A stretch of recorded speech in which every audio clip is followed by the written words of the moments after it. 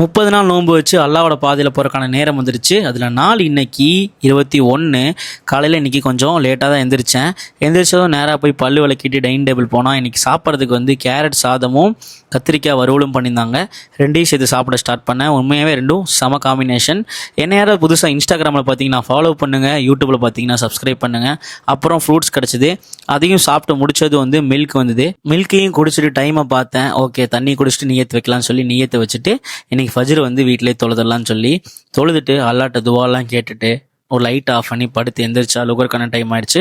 லுகருக்கு நேராக பள்ளிவாசல் போயிட்டு லுகர்லாம் தொழுதுட்டு வீட்டுக்கு வந்து கொஞ்சம் வேலையெல்லாம் பார்த்து முடித்தேன். அசருக்கான டைம் ஆயிடுச்சு. அசருக்கு பள்ளிவாசல் போய் நான் தொழுதுட்டு வரதுக்குள்ளேயே இந்த குண்டுமணி வந்து ரொம்ப நாளாகவே போய் நான் கஞ்சி வாங்குறேன்னு சொல்லிட்டு இருந்தான். இன்னைக்கு ஃபைனலாக வந்து அதை நிறைவேற்றிட்டான்.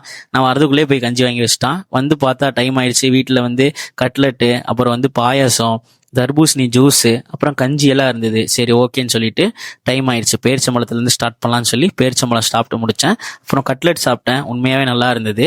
இன்னியும் பேலன்ஸ் ஒரு 9 நோன்பு தான் இருக்குது. கொஞ்சம் வருத்தமாக இருக்குது நினைக்கும் போது. இந்த 21 நாளில் என் லைஃப்பில் நிறையா மாற்றங்கள் ஏற்பட்டிருக்கு. கண்டிப்பாக உங்கள் எல்லாருக்கும் இந்த மாதிரி மாற்றங்களும் ஏற்பட்டிருக்கும்.